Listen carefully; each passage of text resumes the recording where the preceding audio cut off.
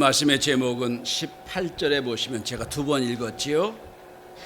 나와 너의 마음을 시원케 하는 사람, 이런 제목입니다.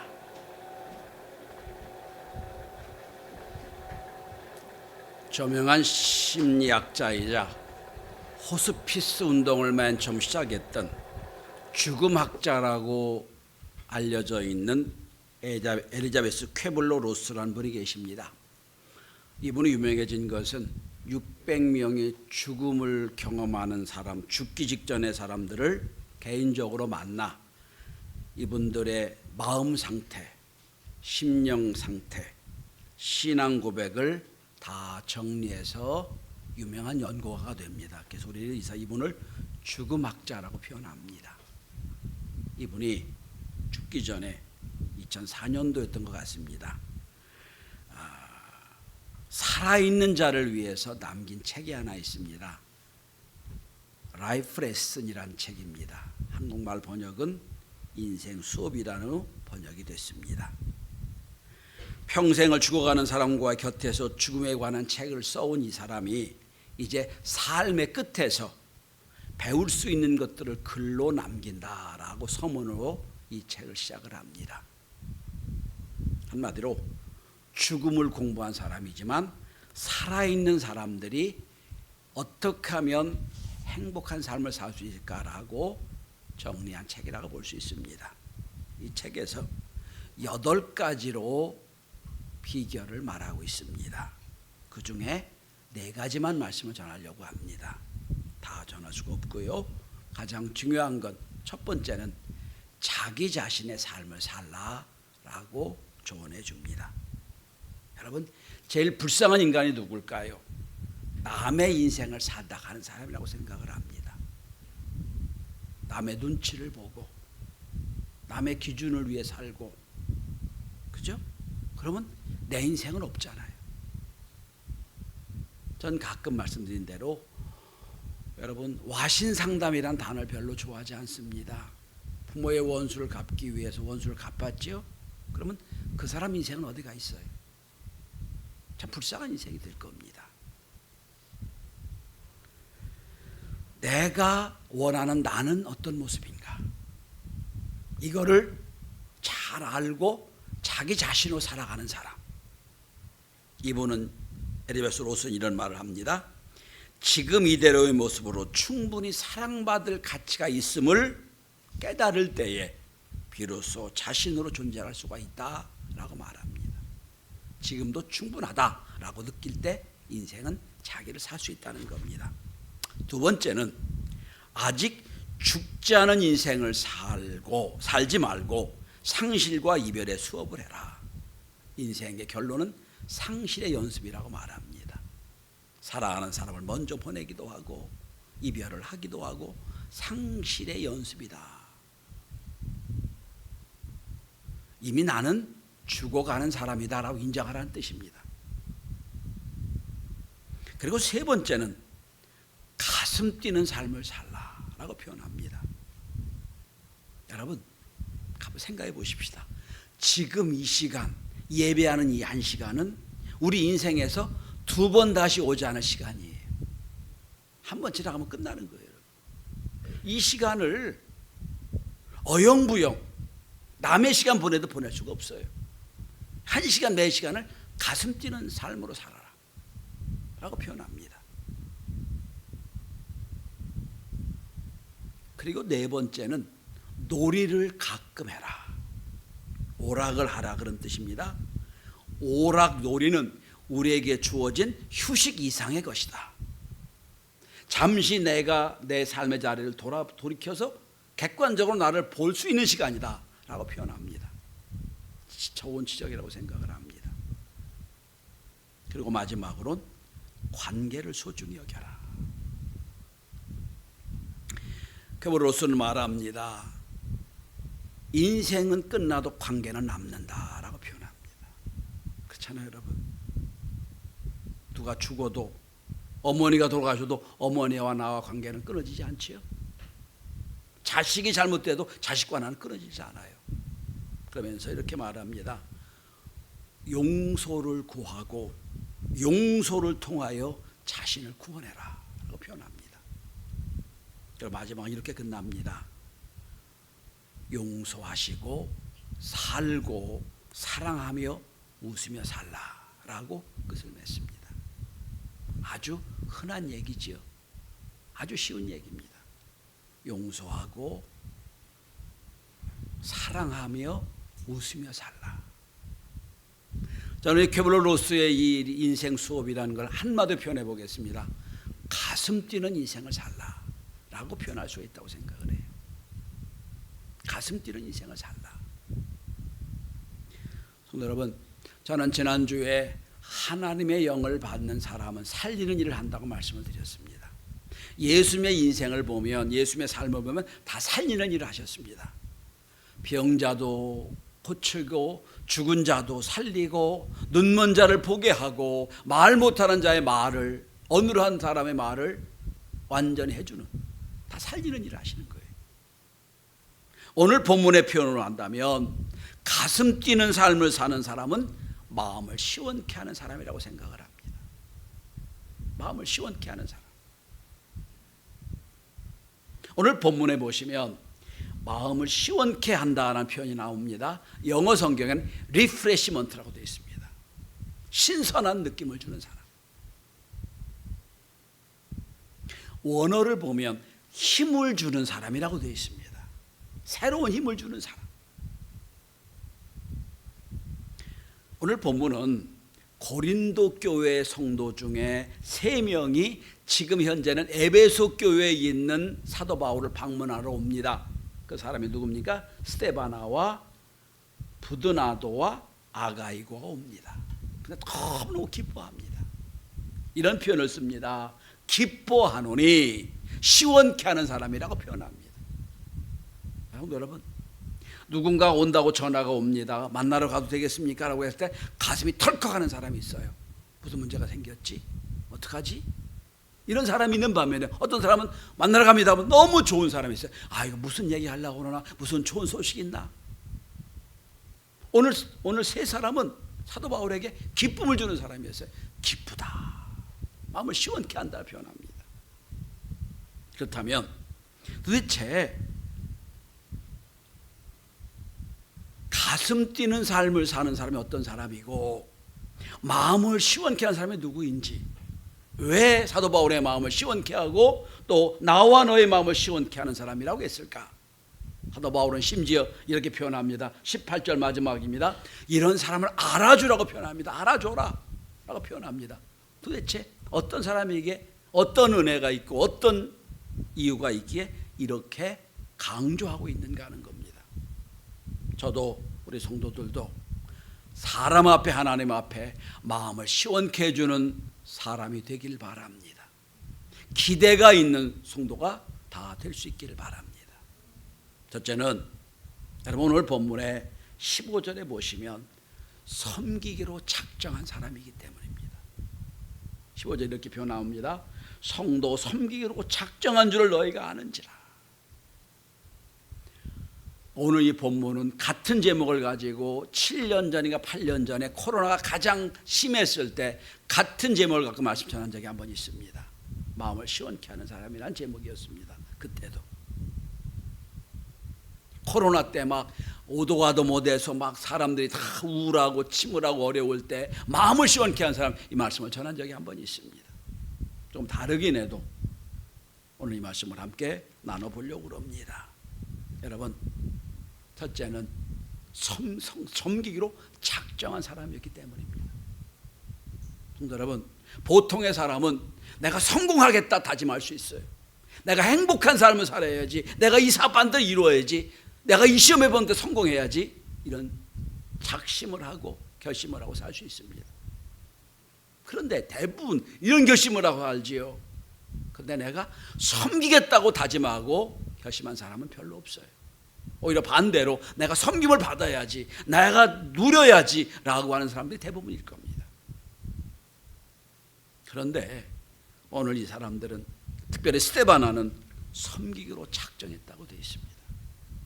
여기 섬긴다는 말이 영어로 서비스란 단어입니다. 서비스하기로 작정했다는 뜻이고요. 서비스의 원어는 독일어로 라틴어로 서티튜드란 단어입니다. 노예 상태란 단어입니다. 내가 노예 상태로 살기로 작정했다는 거예요. 하나님 앞에. 여러분, 섬기는 게 제일 어려워요. 직장에서도 여러분, 제일 이직률이 많은 사업 중에 하나가 대면하는 일이에요. 직장에서도 대면 활동하는.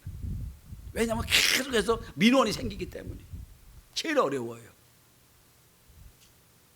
직접 고객을 대면하는 이 직업이 제일 힘듭니다. 왜? 내가 베풀어줘야 되기 때문에. 말도 안 되는 거 갖고도 주장하는 사람 많기 때문에. 그런데 직장은 월급을 주니까 어쩔 수 없이 합니다. 근데 이건 하나님의 일은요, 아무 주는 것도 없어요. 내가 섬기로 작정했다는 거예요. 여러분, 신앙인으로서 섬기로 작정한 사람은 두 종류입니다. 첫째는 내가 믿음의 결단을 통하여 섬기로 작정한 사람들이 있어요. 내가 예수 몇 년 믿었는데, 내가 권사인데, 내가 목사고 내가 장로니까 섬겨야지. 내가 속자니까 섬겨야지. 참 귀한 일입니다. 그런데 오래 못 가요. 내 의지, 내 결단 오래 가지 않습니다. 열심히 섬기다가 어느 순간 옆을 보는데 아무도 없이 나만 해. 어느 순간 뒤돌아보니까 나 혼자 열심히 하고 있어. 그러면 내가 왜 이러지? 비교하는 순간 섬김은 없어져요. 그리고 섭섭한 마음만 듭니다. 내가 왜 이러지? 그 다음부터 섬기려는 열정과 열의가 다운이 됩니다. 그러니까 내 결심과 내 의지를 가지고 섬기는 건 한계가 있어요. 인정해 주지 않으면 다운되고 비교하면 넘어지고 늘 그렇습니다. 저는 교회에서 열심히 내는 사람 열심을 처음에 이렇게 보면 얼마나 갈까 지원을 해줍니다만 저도 저신 갖고는 안 되는데 싶을 때가 많아요. 그러면 변덕이 돼요. 그러다 보니까 변덕이 심하게 됩니다. 어느 때 막 하고 어느 때는 안 하고. 이건 자기 의지로 섬기는 게 때문에 그래요. 근데 두 번째는 은혜로 섬기는 사람은 변함이 없습니다. 은혜로 섬기는 사람. 내 능력과 내 결심과 내 의지가 아니라 하나님 주신 성령의 역사, 은혜로 섬기는 사람은 변함이 없어요. 왜? 공급을 받으니까요. 은혜 공급을 받으니까 은혜로 섬기는 거예요. 자, 오늘 본문을 보십시다. 여러분, 오늘 본문에 보시면 15절에 보면 스데바나를 소개하고 있죠. 스데바나는 이렇게 표현하고 있습니다. 아가야의 첫 열매는 아가야, 이건 고린도를 얘기합니다. 사도 바울이 고린도에 가서 처음으로 교회 세웠을 때 처음으로 세례 준 사람, 구원받은 사람이 스데바나예요. 그리고 나서 두 사람 이름이 나옵니다. 여러분, 아가이고 아가야 사람이란 뜻입니다. 그 다음에 부두나도, 노예 이름 중에 하나입니다. 그러니까 사실은 노예 같은 수준, 노예로 살다가 사도 바울을 만나 구원을 받았어요. 자유인이 됐어요. 너무 감격스러운 거예요. 그러다 보니까 은혜 받은 감사와 감격에 열심히 섬기기로 한 거예요. 섬기고 작정했다고 돼 있어요. 섬기기로 열심히 했다. 왜? 구원에 대한 믿음이 있으니까. 아무리 생각해도 내가 구원받은 게 놀라운 일이거든요. 그러니까 구원받은 은혜가 계속 나를 지원해 주는 거예요. 섬기게 되는 겁니다. 저 우리 성도들이 구원받은 감격과 은혜로, 기도 응답받은 감격과 기쁨으로 섬기는 일을 할 수 있기를 바랍니다. 그러면 여러분 변함이 없어요. 계속 공급받으니까요. 예수님이 오신 목적을 마태복음 2장 28절 이렇게 말씀합니다. 인자가 온 것은 섬김을 받으려 함이 아니요 도리어 섬기려 하고 자기 목숨을 많은 사람의 대성물로 주려 함이라 그랬어요. 내가 섬기러 왔다고 말씀했습니다. 우리는 예수의 뒤를 따라간 사람들이에요. 섬김의 삶을 사는 거예요. 여러분, 여호수아가 갈렙이, 특별히 갈렙이 이제 가나안 땅을 앞에 놓고 마지막 유언과 같은 설교를 할 때 이런 설교를 합니다. 너희들이 가나안 땅의 신을 섬기든지 아니면 애굽 땅에 섬기든지 알아서 결정을 해라. 나와 내 집은 여호와를 섬기겠노라고 표현합니다. 근데 결단에 그래서 그 갈렙의 가문에서 운니엘의 사위가 나오고요, 갈렙보다 더 훌륭한 자기 딸이 나오는 거예요. 내 섬기로 작정하자. 오늘 섬기기로 작정을 하고 섬길 때에 하나님 마음을 시원케 했다는 겁니다. 두 번째입니다. 여러분 오늘 본문에 보시면 16절에 보시면 함께 일하며 수고하는 모든 사람에게라고 되어 있습니다. 함께 일했다고 되어 있습니다. 여러분 예수님은 12명의 제자가 있었는데 예수님 여러분 어떻게 보면 상당히 편애하셨어요. 누구누구를? 베드로와 요한과 야고보를. 그래서 결정적일 때는 3명을 데리고만 가셨어요. 나머지 제자들이 막 불평 원망을 했겠죠. 그런데 더 중요한 건 이 베드로와 요한 이 세 인어 그룹 속에서도 불평이 있어요. 베드로와 요한과 야고보는 예수님의 핵심 제자인데 이 중에서도 문제가 있어요. 자, 왜 그러냐? 베드로는 누가 뭐래도 수제자거든요. 근데 예수님은 늘 요한을 사랑하세요.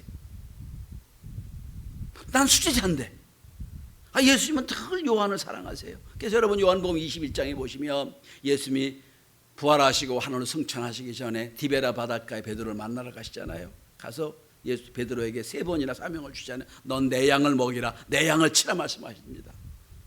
사명을 받았어요. 다시 사명을 받았어요. 그런데 그 순간에도 베드로는 말합니다. 예수님께, 예수님 요한은 어떻게 됩니까? 라고 묻잖아요. 요한은 어떻게 되죠? 그 요한복음 20장에 나와요. 늘 베드로의 마음에 비교되는 마음이 있는 거예요.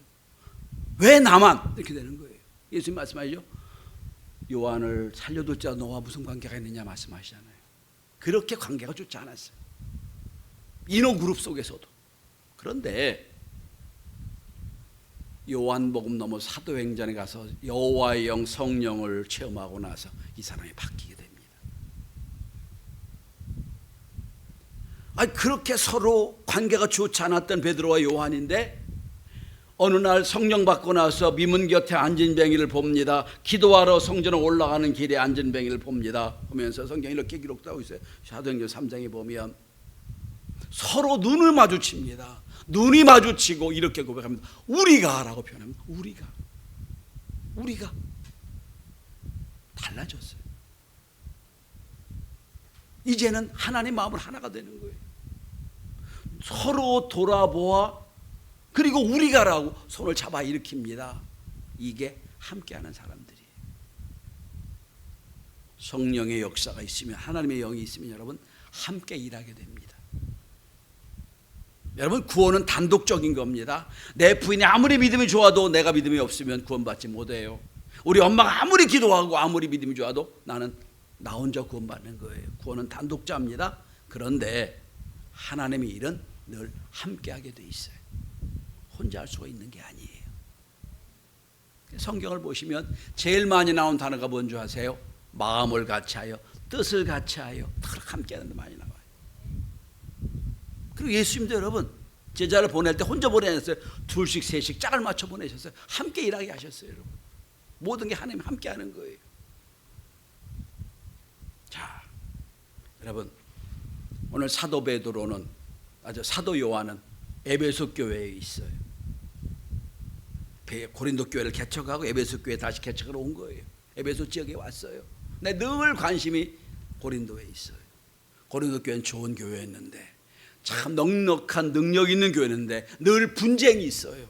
니파 네파 싸우는 분쟁이 있고요. 누가 옳으냐 싸우는 분쟁이 있고요. 심지어 음행도 있고요. 여러 가지 많은 문제가 있어요. 아파요. 그래서 베드로가 이런 베드로전서 읽다 보면 에베소에 있으면서 자꾸 고린도에게 편지합니다. 내가 너에게 빨리 가려고 하는데 그리고 결국은 못 가요.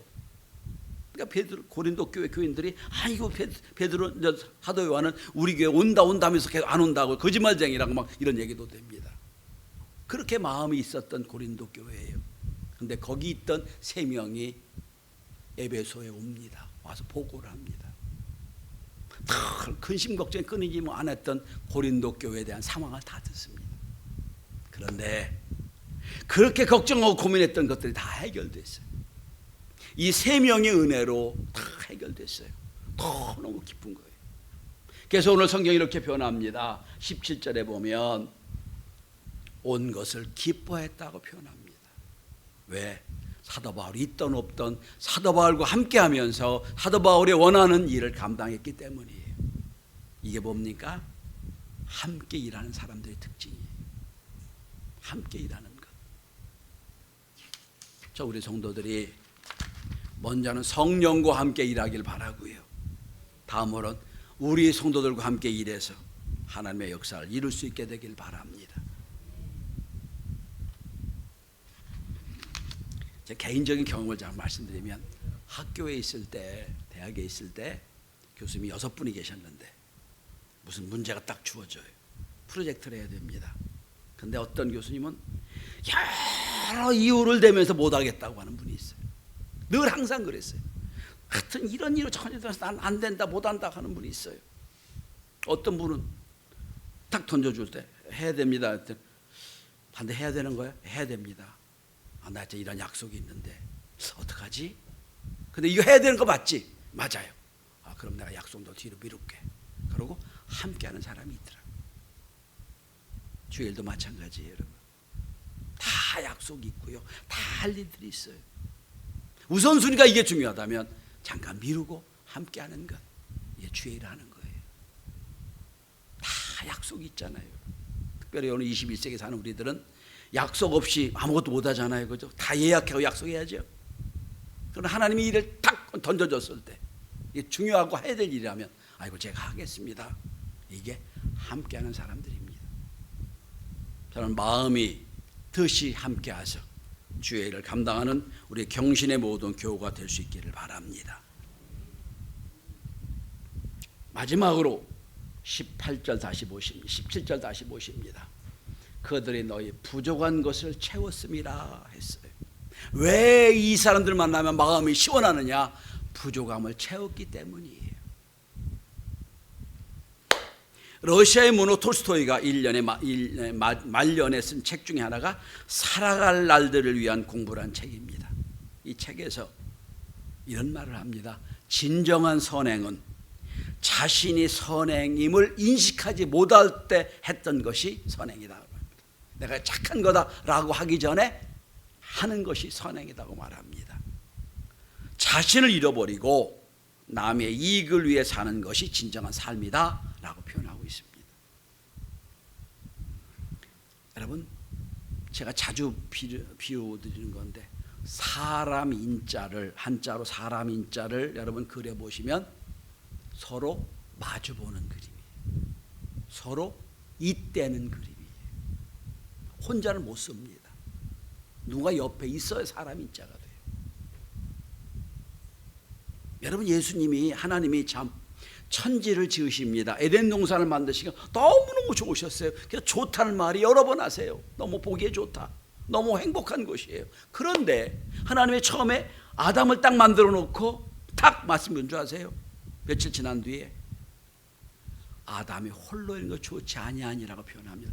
좋지 않다는 말이 처음으로 나온 게 에덴 동산에서예요. 여러분, 혼자 있으면 좋지 않아요. 그래서 하나님이 하와를 만들어 주신 거예요. 서로 도우라고. 혼자는 부족하니까 서로 도우라고. 그러니까 여러분, 기독교 개념에 의하면 혼자 살면 안 돼요. 결혼하셔야 돼요. 여기 회개할 분 몇 분 계시죠? 자, 여러분, 없는 것 지적하는 건 쉬운 일입니다. 부족한 것 부족하다고 말하는 거 쉬운 일이에요. 그거 채우는 건 쉬운 일이 아닙니다. 큰 교회가 아닌 우리 교회 같은 데서는 부족한 거 투성이지요. 다 부족해요.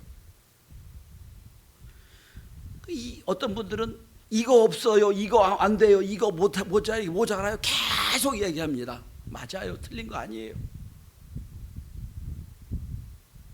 근데 방법이 없잖아.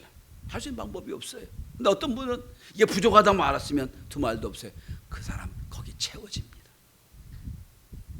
누가 성숙한 신앙일까요?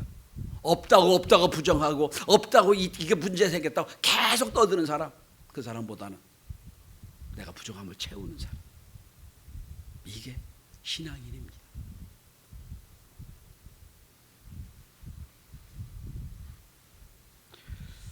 제가 실화를 하나 말씀드리려고 합니다. 제가 감리사 역할을 했을 때 우리 지방에서 제일 큰 교회, 어느 교회 3, 40억 결산하는 교회입니다.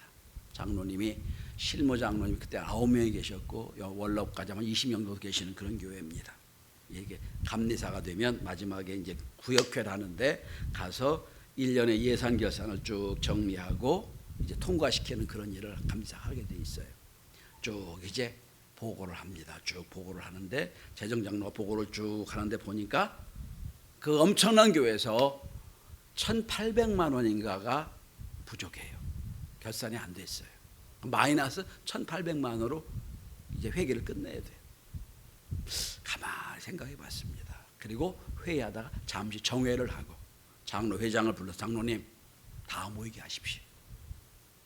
자, 이 30억 40억 되는 우리 교회 지방의 제일 큰 교회에서 1,800만 원 빵 꺼냈다고 로스로 보고하실 겁니까? 회의해 보세요. 어떻게 하면 좋겠는지, 이거 제로로 만들어야 될 것 같은데 시간을 드리겠습니다. 장로님들이 9명이 모여 회의를 했어요. 그리고 저한테 와서 목사님, 감사님 말대로 우리가 다 부담하겠습니다. 상황은 모르겠어요. 다 부담할 테니까 제로를 만들어 주세요. 박수치고 통과시킨 적이 한 번 있어요. 지금 그게 전설이에요. 아, 목사 감사님 모셔가지고 마이너스 될 재정을 만들어 주셨습니다. 알고 봤더니 어느 장로님이 많이 하고 장로님 적게 해가지고 결국은 채웠더라고요. 그게 부족한 걸 채우는 거예요.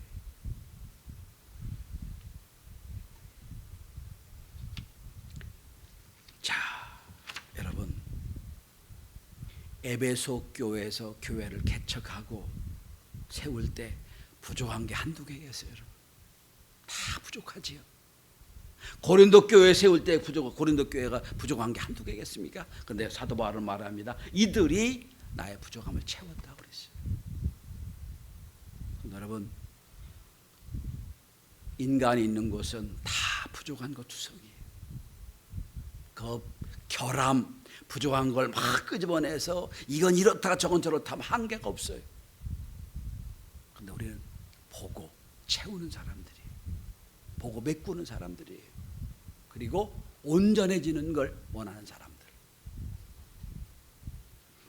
여러분, 어릴 때 읽었던 이솝우화의 이솝 이야기입니다. 이솝은 노예였습니다. 근데 워낙 똑똑한 지혜로운 노예였기 때문에 그가 만든 우화가 지금 우리에게 어릴 때 이솝 우화로 연결된 겁니다. 노예로 살 때, 이솝이 노예로 살 때 그 주인은 훌륭한 학자였다고 그럽니다. 어느 날 주인이 이솝에게 명령합니다. 이솝아, 목욕탕에 다녀오너라. 목욕탕에 사람이 몇 명이 있는지 가서 보고 오너라. 아마 이 주인이 목욕을 할 모양이었죠. 이제 이솝이 목욕탕으로 갑니다. 근데 목욕탕 앞에 뾰족한 돌 하나가 이제 박혀 있는데 사람들이 목욕탕 지나가다가 넘어지고 코가 깨지고 다리가 뭐 상처받고 막 그럽니다. 그런데 사람들이 하나같이 막 불평 원망을 합니다. 어떤 놈이 여기다 돌 만들어 이러냐고 막 불평 원망을 하고 목욕하기도 하고 가기도 합니다. 다 똑같아요. 하나도 불평 원망하는 사람 다 불평하고 원망하고 갑니다. 이솝이 목욕탕 안 들어가고 가만히 봅니다. 이 돌을 어떻게 할까? 어떤 사람이 오더니 역시 그 사람도 넘어집니다. 돌부터 넘어졌는데 씩씩거리더니 옷 벗더니 어떤 놈이 여기다 돌로 와서 그러고 돌을 캐내서 길 한쪽으로 치워놨습니다. 그리고 툭툭 털고 목욕탕에 갔다 합니다. 이솝이 그 상황을 보고 주인에게 돌아가서 이렇게 보고를 합니다. 주인님, 목욕탕 안에는 사람이 한 사람밖에 없었습니다. 이해가 되시나요? 사람이라고 사람이 아닙니다. 있는 거 불평 원망하는 사람은 이솝 보기엔 사람이 아니었다는 거지. 부족함을 채우는 사람. 그게 사람이란 뜻입니다. 마지막 해밍웨이의 글로 말씀을 정리합니다. 해밍웨이의 글 중에 이런 맛깔나고 아주 쉬운 표현이 하나 있습니다. 선이란 무엇인가? 좋은 것이다. 그런데 뒷맛이 좋은 것이 선이다. 악이란 뭐냐? 나쁜 거다. 그러나 뒷맛이 나쁜 것이 악이다 라고 표현합니다. 아주 심플하다고 생각을 합니다. 내가 누군가를 도와줘 부족함을 채웠어요. 뒷맛이 좋지요. 내가 원망이 가득합니다. 나는 손 하나 갖다가 원망을 합니다. 그럼 뒷맛이 개운하지 않아요.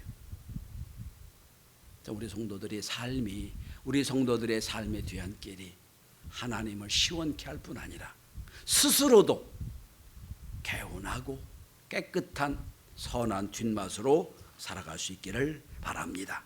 기도합니다.